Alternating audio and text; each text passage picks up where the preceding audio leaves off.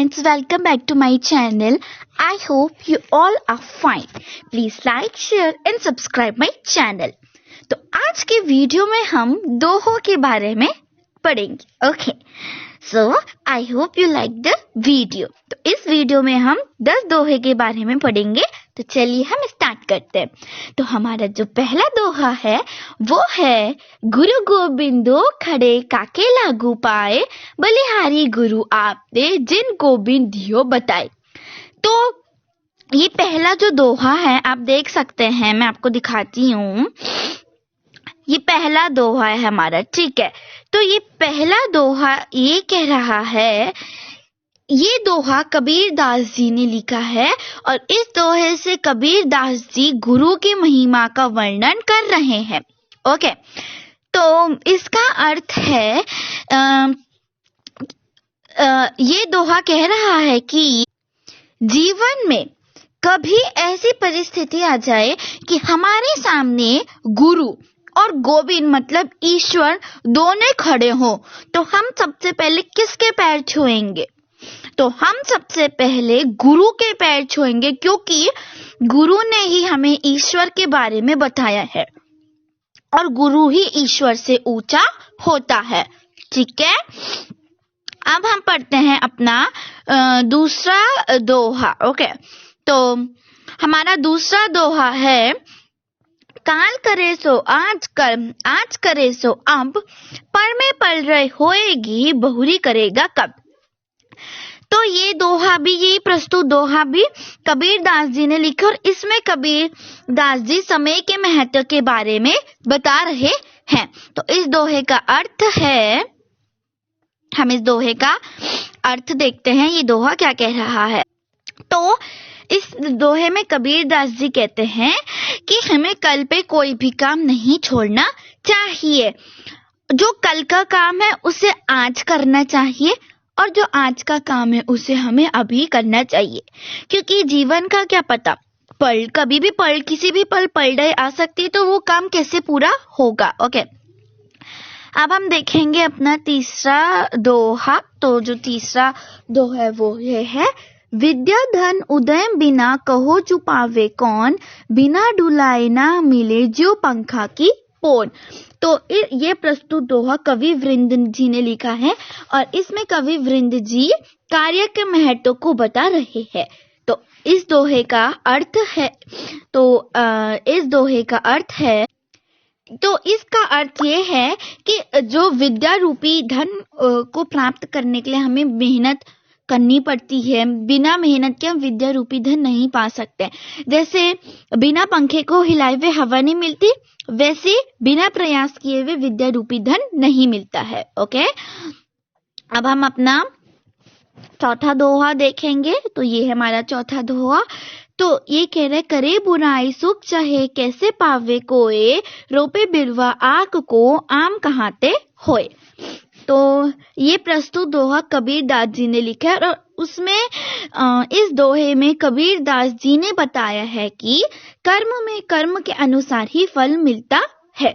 तो इसका अर्थ ये है कि अगर कोई व्यक्ति किसी के साथ बुरा कार्य करता है या किसी के लिए कुछ बुरा, मतलब यही कुछ बुरा कार्य करता है, तो वो कैसे ये सोच सकता है कि उसके साथ वो अच्छा करेगा. ठीक है, कैसे वो सोच सकते हैं. जैसे अगर हम आक का पौधा लगाएंगे तो आम का फल तो नहीं होगा ना, आक ही का फल होगा. ठीक है, तो ये कह रहा है ये दोहा. ठीक है, अब हम अपना देखेंगे पांचवा, जो है ये, बड़ा हुआ तो क्या हुआ जैसे पेड़ खजूर, पंथी को छाया नहीं फल लगे अति दूर. तो ये प्रस्तुत दोहा कबीर दास जी ने लिखा है, जिसमें उन्होंने विनम्रता के विषय में कहा है. तो कबीर दास जी ने इसमें कहा है कि केवल बड़े होने से ही कुछ नहीं होता है. ठीक है, उसके लिए विनम्रता होनी चाहिए. जैसे खजूर का पेड़ कितना बड़ा होता है, बट उससे हमें कोई लाभ नहीं मिलता है. खजूर का पेड़ ना हमें छाया देता है और फल बहुत दूर लगते हैं, और ठीक है, और ना पंछी उसमें घोंसला बना सकती है. अब हम अपना देखेंगे छठवां दोहा। तो ये है हमारा छठवां दोहा। ये दोहा है, कन कन जोरे मन जुरे खाते निभरे होए, बूंद बूंद सो घट भरे टपक रीतो होए। अब देखते हैं ये क्या कह रहा है। तो ये प्रस्तुत दोहा कवि वृंद जी ने लिखे और इसमें कवि वृंद जी ने बचत के महत्व को बताया है। तो जैसे एक एक कर्ण जोड़ने से वह वस्तु एक मर्ण बन जाती है, ठीक है, और खर्च करने पर बड़ी बचत भी खत्म हो जाती है। तो उसी प्रकार जैसे एक एक बूंद से घड़ा भर जाता है और एक एक बूंद के टपकने से घड़ा खड़ा हो जाता है। अब हम देखेंगे अपना सातवां दोहा। ये है, जाको राखे साइया मारी सके ना कोई, बान न बाका करी सके जो जग बेरी होए। तो ये कह रहा है। तो ये प्रस्तुत दोहा कबीरदास जी ने लिखा और इसमें कबीरदास जी ने ईश्वर के महत्व के विषय में बताया है। तो जिसकी रक्षा स्वयं भगवान करते हैं उसको कोई हानि नहीं पहुंचा सकता, चाहे पूरी दुनिया शत्रु हो जाए तब भी उसका कुछ नहीं बिगड़ सकता। ओके, अब हम देखेंगे अपना आठवां दोहा। ये है, बुरा जो देखे में चलना, बुरा ना मिलिया कोई, जो घर शोधा अपना मुझसा बुरा ना कोई। तो ये प्रस्तुत दोहा कबीरदास जी ने लिखा, इसमें कबीरदास जी ने अच्छे गुणों का वर्णन किया है। इसका अर्थ है, कबीरदास जी कहते हैं कि जब मैं इस संसार में बुराई खोजने चला तो यहाँ कोई मुझे बुरा ना मिला। जब मैंने अपने मन के अंदर झांक कर देखा तो पाया कि मुझसे बुरा कोई भी नहीं है।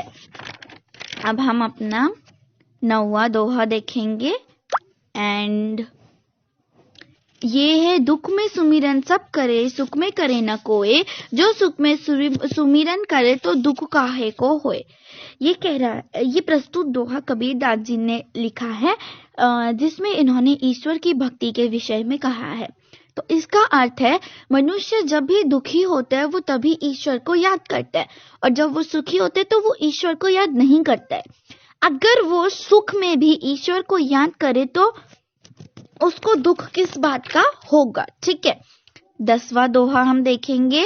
ये रहा हमारा 10वां दोहा। ये कह रहे, रहीमन धागा प्रेम का मत तोड़ो चटकाए, टूटे से फिर ना जुरे, जुरे गांठ पड़ जाए। तो ये प्रस्तुत दोहा रहीम दास जी ने लिखा और इसमें वो प्रेम के महत्व का वर्णन कर रहे हैं।